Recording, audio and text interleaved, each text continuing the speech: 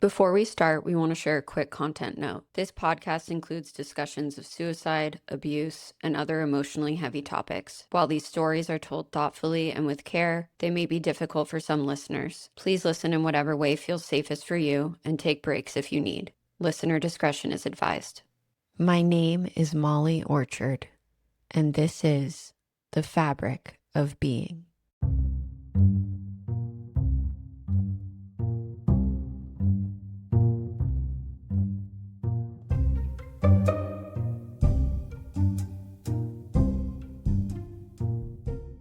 Session 4.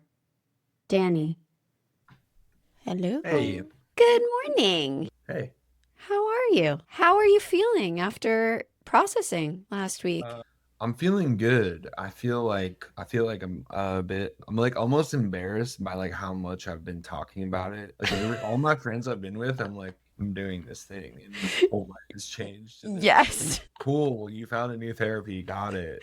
No, this is like, I always say to people, you don't understand it until you try it. Yeah. I feel good and then I've been like trying to just like think about like process the processing, if you will, just like thinking about Totally. Can you tell me about that? What have you noticed? Yeah, just like, I mean, we kind of talked about it, but I feel like I can just like think about sort of like what it felt like, if that makes sense. I feel like the difference in thinking about that moment when I was like fully in it and I was like, I feel like I'm 12 years old versus then thinking about it being like I'm 34 and I'm thinking about it. I mean, that's pretty profound because I think that before you start processing, there's this thing that happens where age and time all feels kind of muddled together. Yeah. And then once you actually move through a really core traumatic memory, it's like, oh, wait a second, I don't have to live in this 12-year-old self forever. Yeah. Is that right? Am I getting that right? And then the inverse too of like I can sort of like give myself like a little bit more grace when thinking about things of like, I can't believe I did that or like whatever. It's like, yeah, I was 20 or like whatever. Just like weird things where like I think about it. Sometimes I think about it now with like hindsight. What I love about what you're saying is that your treatment goal is related to exactly this, which is feeling good enough. And part of feeling good enough generally is relieving yourself of shame and guilt. Yeah. So after one processing session, I'm already starting to hear you have more grace for yourself. Yeah, I think, I think I'm like doing the exercise. I don't know if I'm like fully out of the feeling of it. Yeah, Like, but progress, not perfection. Yeah, logically. Yeah. Which is a step, which feels good. Yeah, you're in the process of it. You're making progress. I mean, you've only processed once. Yeah. So I'm so glad that you're feeling this way after processing last week. We're just going to keep going this week. When you think about that memory around mowing the lawn now, how do you feel about it? I don't know. I feel like it's almost I feel like I own it. Like I remember I said this to you, I like feel kind of embarrassed even talking about these memories, but with that, no, it feels like if I was like writing a biography, I could like tell that story from a perspective of like not experiencing it, but like kind of just like I feel like an ownership of it and sort of like it's mine in a way that like how I think about it now, I can sort of like choose how to feel about it rather than react to what other people saying things in it. So you're responding to the memory instead of reacting to it now. Yes. Yeah. Okay, that's amazing. That's exactly what I want to hear. So we're just going to keep going this week. Okay. Let's go into your memory index here. Let's pick another memory or person. We have your dad as a person that you can process out. The negative belief attached to him when we talked about it last was that nothing that you do is good enough or nothing you can do is good enough. Another memory that is here, there's actually a couple pretty hard-hitting memories here. 11 to 14 years old, when you were cutting the headers for that door entry when you were building the house with your brother. Yeah. Would you prefer to process out your dad or would you prefer to process out a memory? I think my dad. I think that like because he was like so central in the one before and like yeah. Yeah. Perfect. I'm so happy you said that, because when you process out a person that is the center of so many things for you, so many negative beliefs, it can really loosen up a lot. So when you think about your dad, is that negative belief still the same, that nothing you can do is good enough? I feel like when I think about him as a person now, Mm. I feel like there's almost like two versions of him in my mind, where like one of like, for like the simplest terms, like one is like when he was like my dad raising me, When you and were then younger. yeah, and then one is sort of like when I became an adult and I sort of like made a pretty like clear distinction to like stop expecting him Mm. to father me. So when you think about the version of your dad from childhood, Hmm. because you have a distinction between the adult dad and the childhood dad. Hmm. When you think about that dad, what's the negative belief you have about yourself? Yeah, just like a incredible amount of discomfort that like I'm gonna say the wrong thing, I'm gonna do the wrong thing, I'm gonna like appear wrong, or like Yeah, you can't yeah, trust yourself. Okay. yeah, When you think about this childhood version of your dad, what would you prefer to believe about yourself instead? that I was a kid, that I didn't like, that the feelings I was having, like the lack of confidence or the lack of like being right or the lack of like knowing the right thing to do maybe is true, but it wasn't because I was like bad. Right. I was just a kid. Yeah. Yeah. Okay. So I was good enough. Yeah, I was good enough, and like I like the expectation that I should have been able to be being cared for. Yeah. And deserved care. I was good enough and Yeah, deserved deserved care and care. kindness. Yeah. So 1 to 7, when you think about the childhood version of your dad, how true is that positive statement that you were good enough and that you deserved care and kindness? 1 is Wait. false, 7's true. I would say like a 2. Hmm. Yeah. Okay. 0 to 10, when you think about this childhood version of your dad, how much does it bother you? Like a 8. Yeah. What emotion is coming up, or emotions? Fear Hmm. and fear and confusion. Okay. All right. I'm going to get the link to you here in the chat. So let's just open up the bilaterals. So when you think about this childhood version of your dad and the fear and confusion that's coming up, Hmm. where are you feeling that in your body? In my gut, or like my core, like it's like almost like Okay. behind my stomach or something. All right. So with the bilaterals up, what I want you to do is I want you to think about this childhood version of your dad and this negative belief that you're going to say the wrong thing, you're going to do the wrong thing, that you're generally just wrong. Hmm. Whatever comes up, we're just going to have you start there. What'd you notice? I was just thinking about like trying to like watch him, or like try to read him in this way that like there was always like a lack of consistency of like, it Mm. wasn't like you can't say this or you can't say that. It was like sometimes it was like, I was like rewarded for being sort of like funny and silly and quick, and then sometimes it was like that was like obnoxious, but it was like dependent on his mood. I was just thinking about like when he would come in the house, or like I'd hear him like, yeah, just like sort of like trying to like read him. Yeah. I want you to just keep going with this. What'd you notice? I just like really locked into this like image of riding in the backseat of his truck, and like if he was like reprimanding me, just like he would look at me in like the rear view mirror, and he always had like these sunglasses on, and I would just sort of like be like sort of looking at him, knowing I couldn't look away, but like really wanting to. Okay. I want you to just stay with that image. What came up? I just had this like this like overwhelming feeling of like not wanting to respond, and then it like was making me think about like what I was doing right now, and just being like, oh, I don't want this thing to stop moving, because I don't really want to say, I don't want to respond to him, but like I maybe like don't want to say anything. Yeah. Okay. So this desire to go inward, to check Yeah. out. Okay. Just keep going with that feeling. What came up? Just like, yeah, the sort of like relief of being alone, both like in my thoughts, and then I was like thinking about like, yeah, when I was getting out of the house, or even like being in the house and like people being gone, and like the sort of like tension that would leave when I was able to just like be in my thoughts without thinking about being perceived or like somebody else watching. Keep following this. You're doing great. What'd you notice?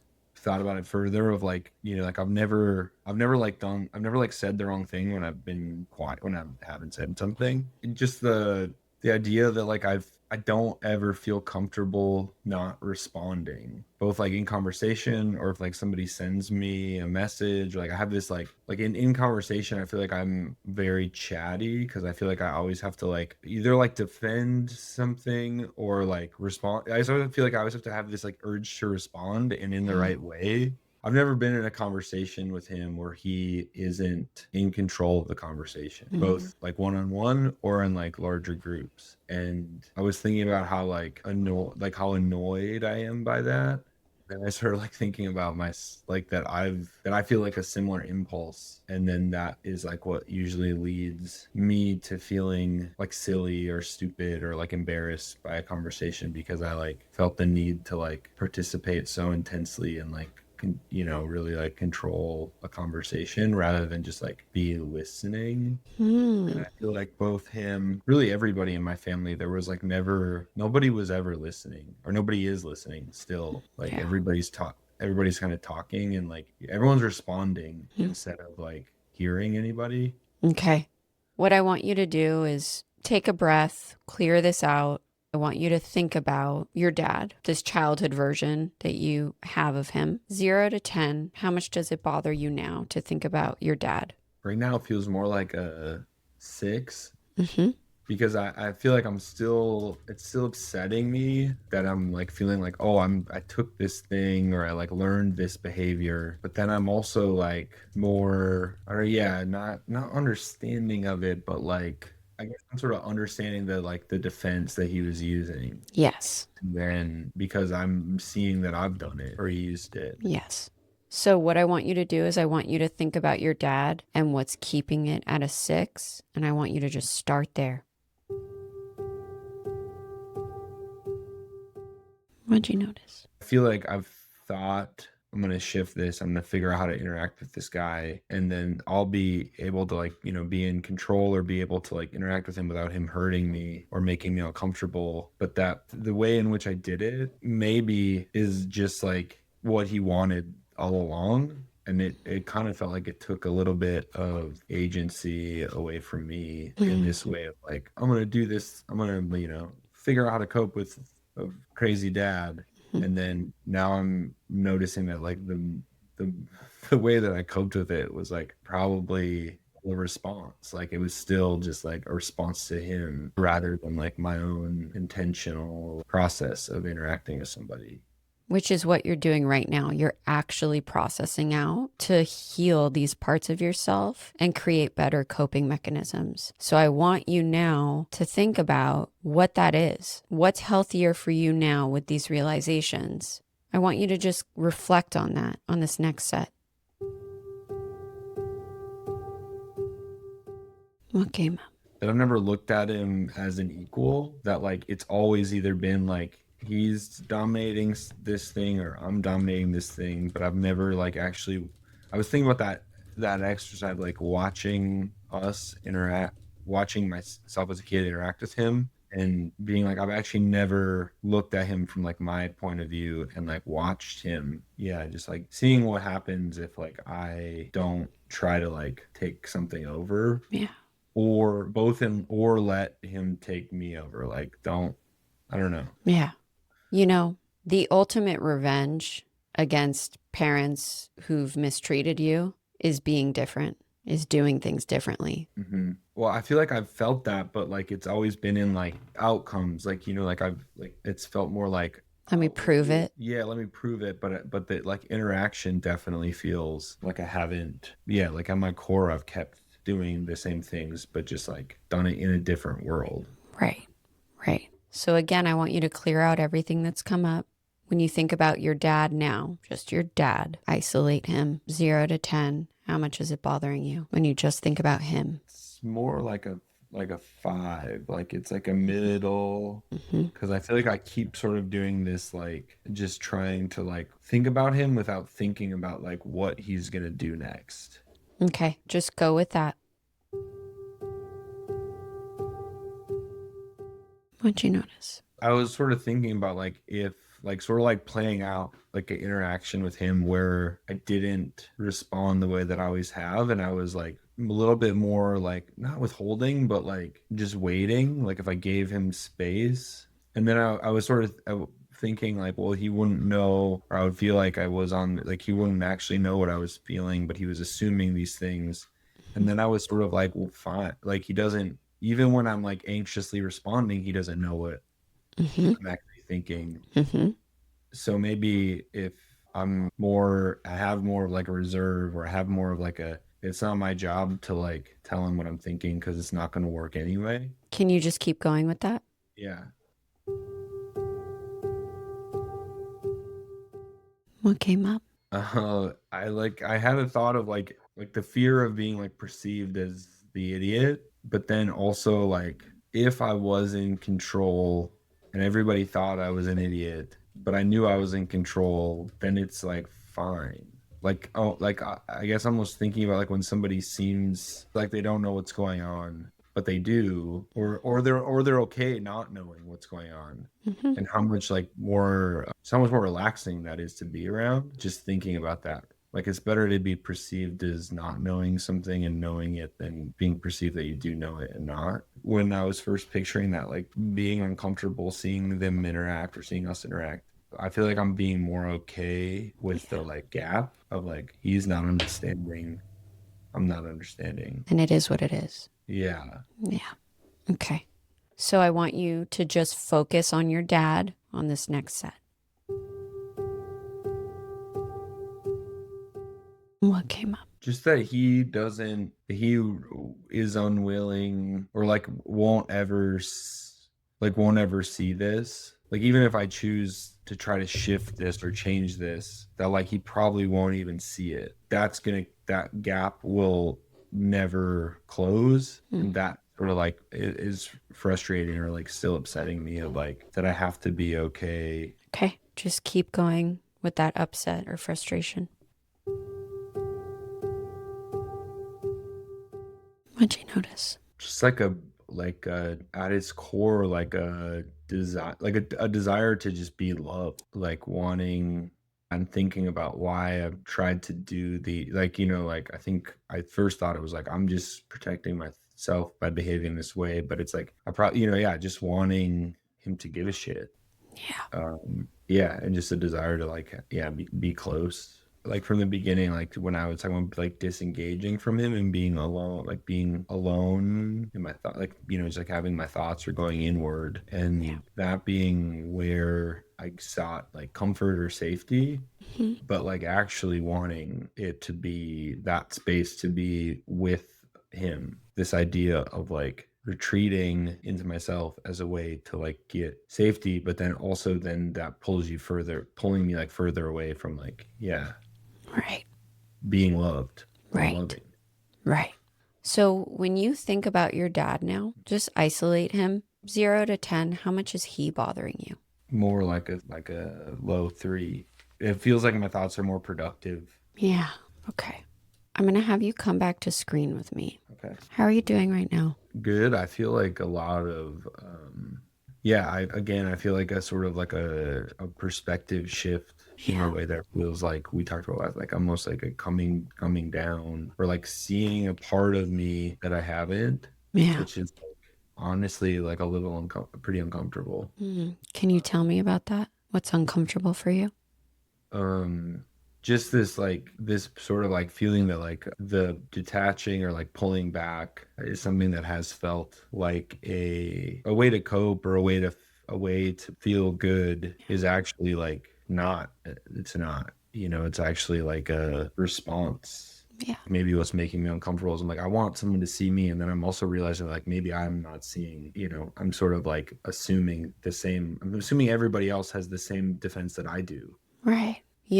This happens a lot with EMDR, where these core parts of your personality are so normal It's Yeah. just who you are and what you do. And then once you actually start processing through these things, these light bulbs go off that are sometimes a reality check or can feel like a reality check. But what you're describing to me right now is your brain actually is so amazing for protecting you your whole life. You going inward was a survival tool. It's how you survived your upbringing. Yeah. But what your brain hasn't understood until now is that you don't live with your dad anymore. You're not 12 years old anymore. You don't have to do that anymore. And so these survival mechanisms turn into defense mechanisms that are no longer serving you. So Yeah. what I'm hearing you say is you're metabolizing that right now. Yeah. That's hard. Yeah. Yeah. It feels kind of connected to the things we started talking about at the beginning of the whole sessions of like being in control of things. Yeah. Yeah. Well, it's self-preservation mode. Being in control is self-preservation. I have to hang on so tightly and protect myself so intensely because nothing outside of me is safe because you were trained to believe that. Yeah. But it's not true anymore. It used to be true. Emotionally, you weren't safe before. Yeah. But now you live alone with your dog. Yeah. And you get to choose who comes into your home and into your heart and into your space. Yeah. Now you have a choice. Yeah. And letting people in rather than thinking they are like intruding. Yes. When they are there. Yes. Okay. Yeah. Just remember that the next 2 nights you're going to be processing still in your sleep. And this was a really big one. Yeah. So right now it's at a 3. I like to try and get you at a 0 before I leave you. Sometimes it doesn't happen. It's okay. Yeah. But by the time I see you next, I would not be surprised if it's at a 0. Okay. So be gentle with yourself the next 48 hours. Yeah. Okay. Okay. It was good to see you. You as well. Have a good holiday. You too. Thank you. You too. Bye.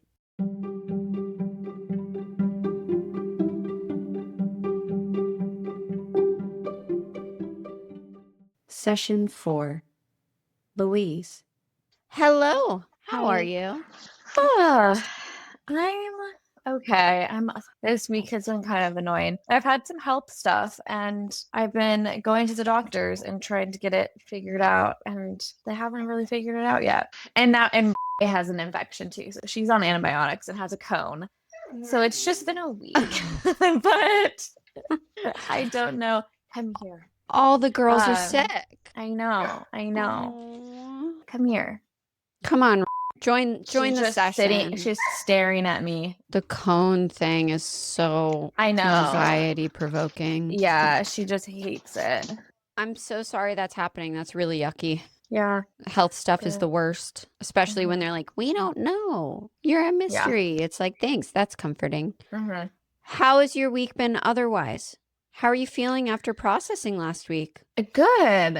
I also don't think I've told you because, like, my ex and I are co-parenting to some extent. So, like, seeing her on the weekends, at least like one day a weekend. So, That's nice of you. yeah. How's that Like, going? it's been like another, like, kind of, it's been a trial thing, like, for sure. Like, at first it was, it's just like, it was fine. And then I would get really triggered and it's not fine. But when we do drop offs, it's like, we don't really talk or like ask questions. It's very just like, Here's hi, the bye. dog. Yeah. Right. Yeah. Okay. And this past time we like did talk a little bit and it was good. Like, I actually felt very less triggered and anxious than I usually do when I'm around him. So that did feel good. That's amazing. Yeah. Yeah. Okay. But it was also like, I think the only thing about that though is like, now this past week I feel like I've been thinking about him a little, like he's a little more top of mind now because I saw him and we had a conversation. But in the moment, I felt very like it felt totally fine and normal in the moment. Great. Okay. So that was good. That's amazing. Yeah. But it is kind of crazy. The other like element to it is I don't know if I've told you, but he started like seriously dating someone like a month after our breakup. And they've been together since. He went to Thanksgiving with her family and she's going to spend Christmas with his family. So like it's been Yeah.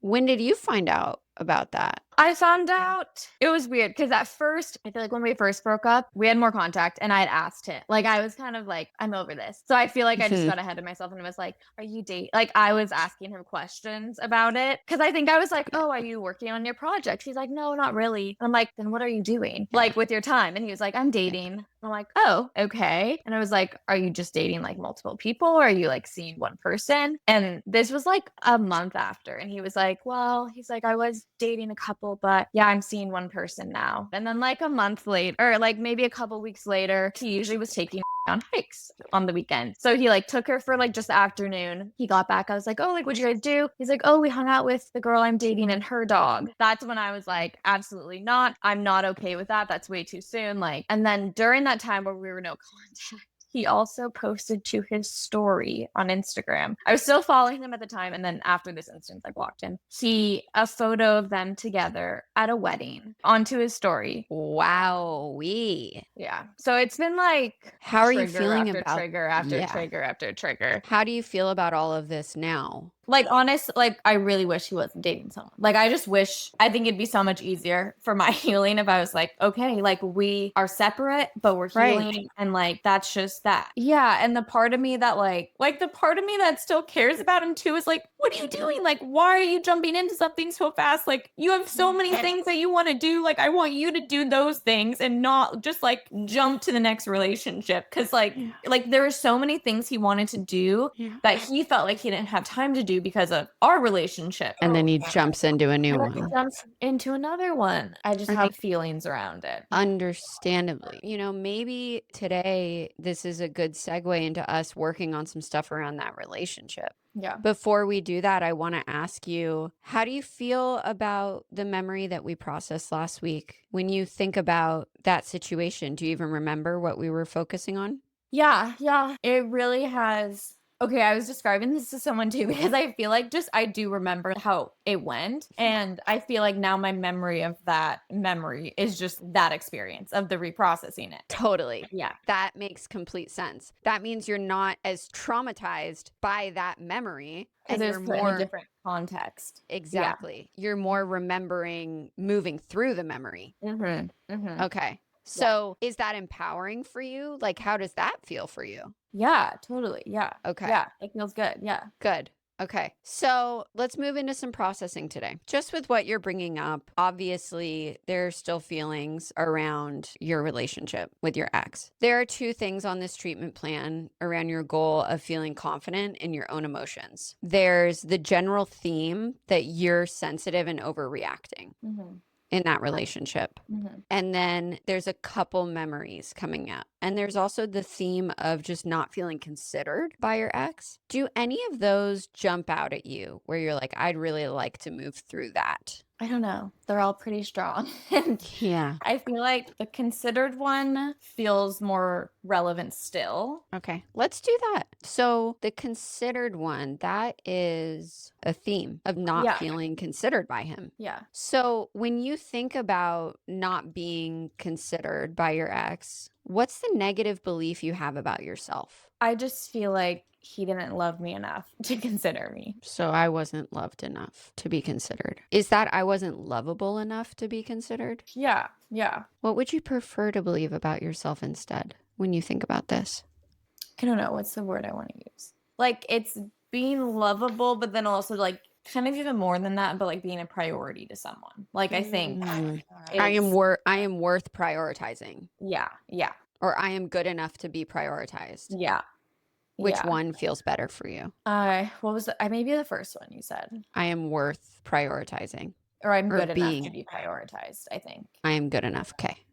I am good enough to be prioritized. 1 to 7, how true does that feel when you think about not being considered by him? 1 is totally false. 7's totally true. Maybe like 3. Okay. When you think about the theme of not being considered by your ex, 0 to 10, how much does it bother you? Probably 9. Yeah. What emotions coming up? I think it just feels, it's like, I guess back on the lovable thing. Like, I don't, like, it's just hard because, like, to me, like, I loved him so much and he was, like, my first love. So, like, it's hard to feel like I wasn't that for him. I just don't feel like he ever felt the same about me that I felt about him, which I feel like it just taints the like memory and experience of like the good stuff. Like I want to, yeah. Okay. Okay. So that sounds like loneliness. Yeah. Is there an element of feeling alone in those feelings? Yeah. Okay. Where are you feeling it in your body when we talk about it? Like my chest and throat a little bit. Okay. All right. I'm sending you the link. Let's open that up and we're going to get started. All right. So, what I want you to do is I want you to think about this theme of not feeling considered by your ex and this negative belief that you weren't lovable enough to be considered. We're just going to start there.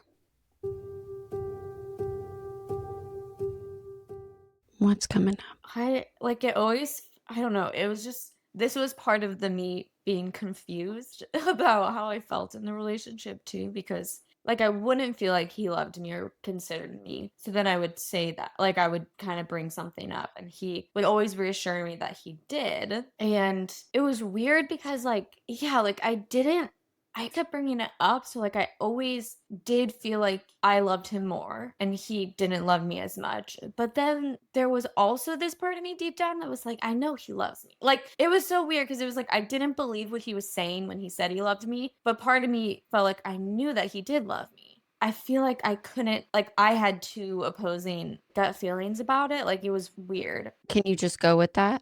Yeah. What'd you notice? Well, if I'm thinking of the two emotions, I then was thinking, well, like the one though that always felt like he didn't love me was the one that always won. Like that was what always overtook me and caused me to like bring it up because that one always felt stronger. And then I wonder if that was just so upsetting that I kind of relied on the other one to like comfort me. Just keep going with this. You're doing great. What came up? At the beginning of the relationship, like the first year was just perfect. Like it was really good. And so I think I just keep thinking like, I think I just kept relying on that. Like, I know he loved me because like that was like the best ever. But then it just switched somewhere. And then I think I just keep wondering, like, it switched when we moved in, and that's when I probably like voiced more things. So I think I just always wonder like what changed and like why did it switch? And it always feels like it was me, and yeah. Okay, just keep going with that.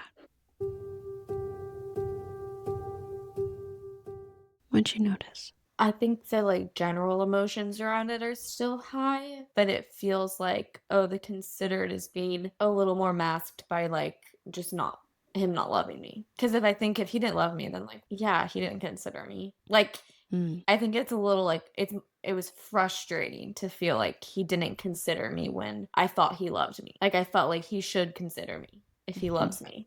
Mm-hmm. And then so I kind of used it backwards where I'm like, well, if he's not considering me, then he doesn't love me. So let's just go with that on this next set. What came up? I was just thinking more about the like how frustrated I felt about it. Like, and that's the part of me just like I was constantly just like yelling for him to like get it. Like, if you say you love me, then like please consider me. Like, I feel like I was just begging for him to consider me. Yeah. And like, yeah, and part of me is like, it reminded me of like actually after the last reprocessing, I have been feeling that a lot of like, oh, I'm so done of like over explaining myself and just like I don't want to explain myself.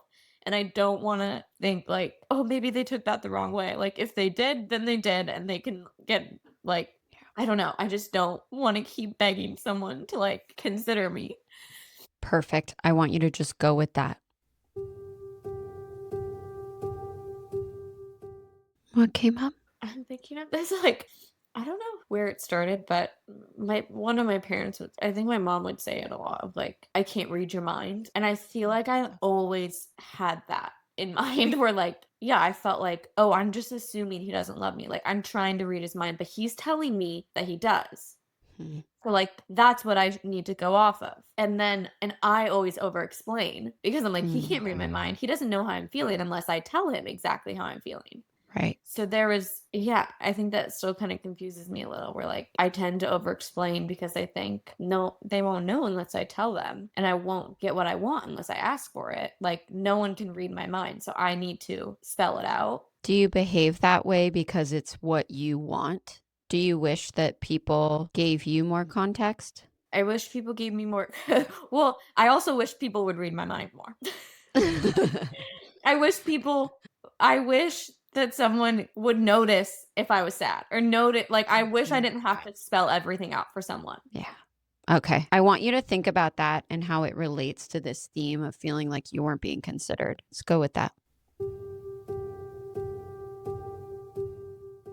What'd you notice? I think I sometimes over consider people. Like, I try to read everyone's mind and make sure that everyone's comfortable. And I want to reach out to my friends a lot of the time. I want them to know I'm thinking about them. I want them, like, and I don't know what came first. Like, I don't know if that's in my nature and makes it that much harder when I feel like I don't receive it, or if I feel like I never received that. So I try to give it to everyone else. Okay. Just go with that.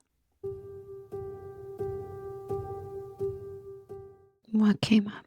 Yeah, I don't know. I guess just similarly, how I didn't feel considered when I was a kid, and feeling ignored a lot. So I just want others to feel considered, and I try to go out of my way to do that. And then when you don't receive it, what happens? Just makes me really sad. It's a big trigger for you. Mm-hmm. Yeah. Okay. Let's go with that.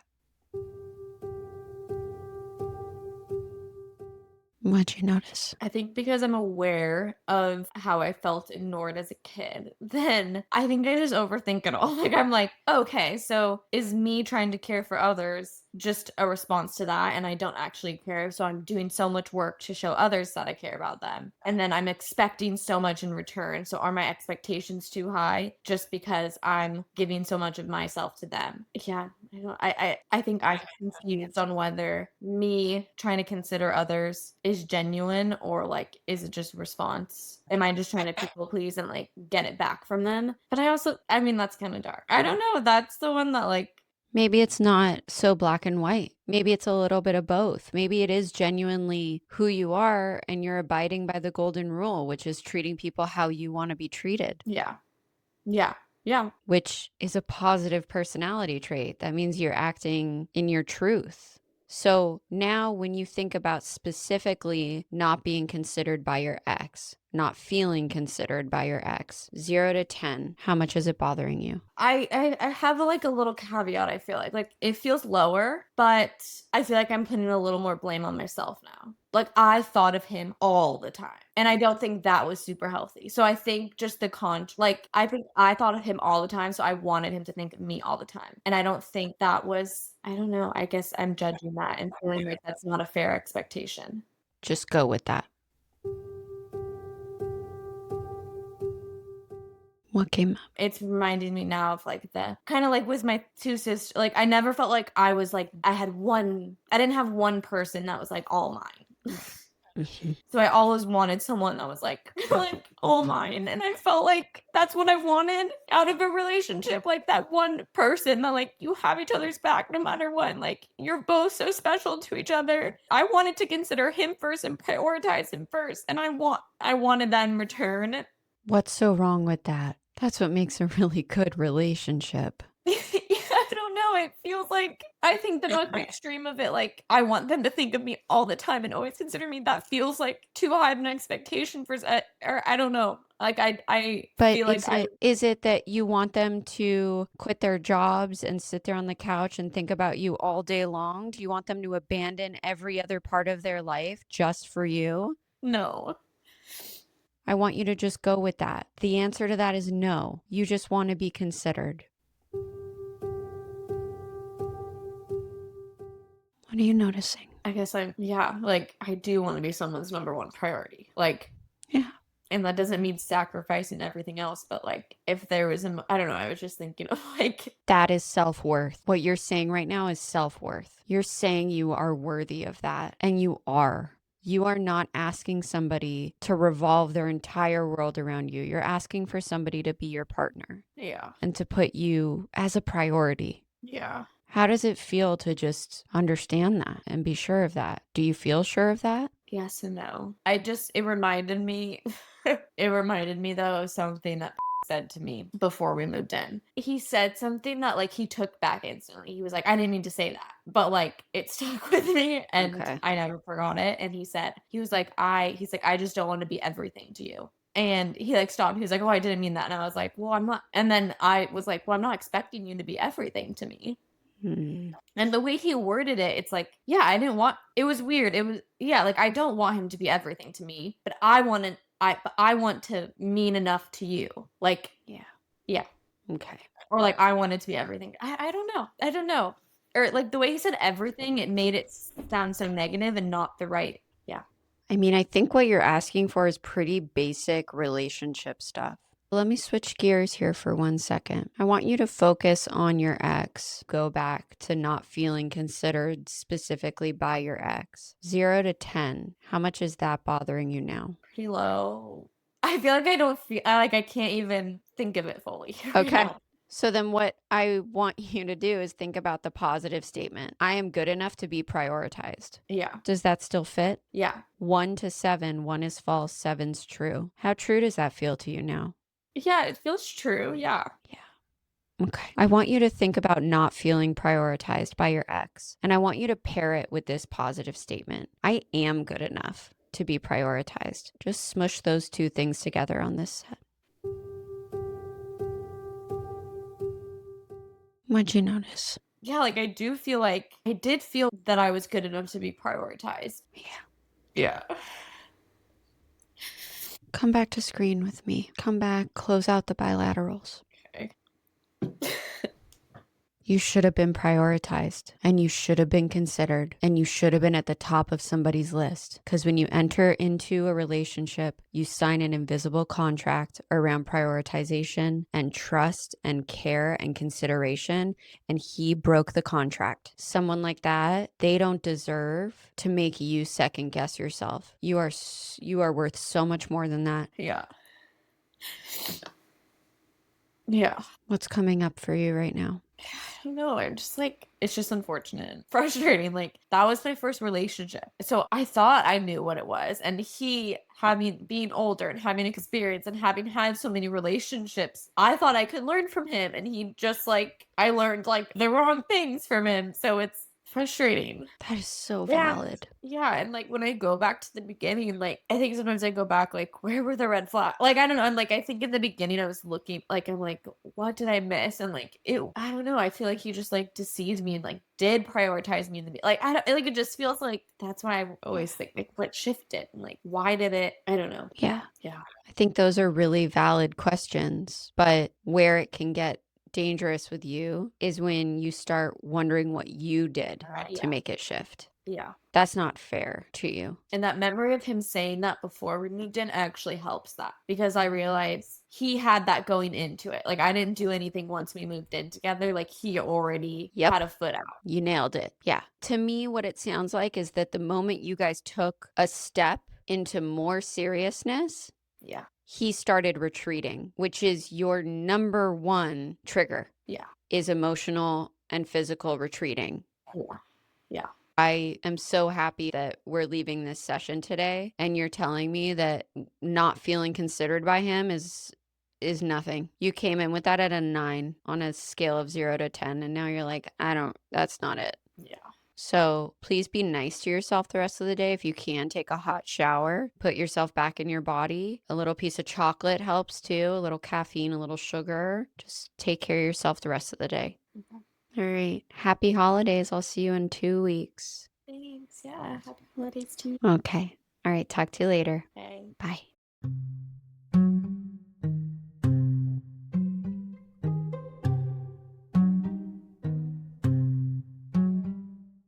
The Fabric of Being is a production of the LA Therapy Alliance. If you're interested in receiving EMDR or therapy services, you can visit us at www.latherapyalliance.com or email hello@latherapyalliance.com. If you or someone you know is having a difficult time, please know that you don't have to go through it alone. If you are in need of immediate assistance, here are some phone numbers that you can call or text to speak with someone free of charge. Call or text the Suicide and Crisis Lifeline at 988. Call the National Domestic Violence Hotline at 800-799-7233, or you can text the word BEGIN to 88788. Again, that's the word BEGIN to 88788. If you prefer LGBTQ plus specialized support, please call the Trevor Project Lifeline at 866-488-7386 or text the word START to 678-678. Again, that's the word START to 678-678. Thank you for listening and for being here. You're so worth it.